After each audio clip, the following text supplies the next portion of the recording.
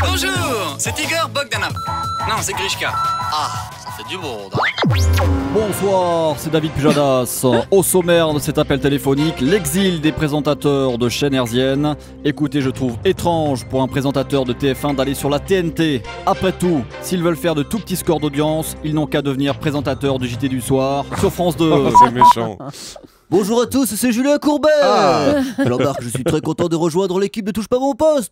Ma spécialité, c'est de dénoncer les arnaques. Donc entre Jean-Michel Maire, Gérard Louvain et Nora Malagré, je vais être servi. Et vous savez que je vais aussi animer le maillon faible sur D8. Ouais. Et là encore, c'est assez logique, puisque quand on voit les scores de Sans aucun doute cette année, on peut dire que c'est moi le maillon faible. Voilà, on s'est fait un copain.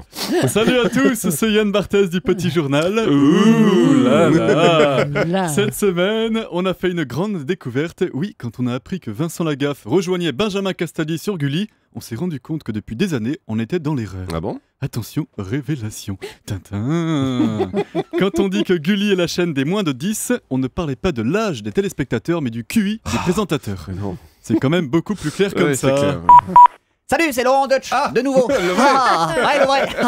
Bon, c'est juste que j'ai oublié de parler d'un aspect important de l'équipe de France, c'est la cohésion du milieu et surtout de la défense. La défense, station ouverte le 1er avril 1992 lors du prolongement de la ligne entre le pont de Neuilly et le quartier de la Défense. Elle a d'abord été dénommée la Défense, puis Grand Arche de la Défense, avant de prendre son nom actuel.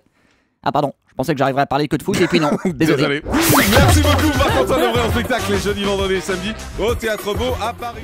Le grand direct des médias, Jean-Marc Morandini.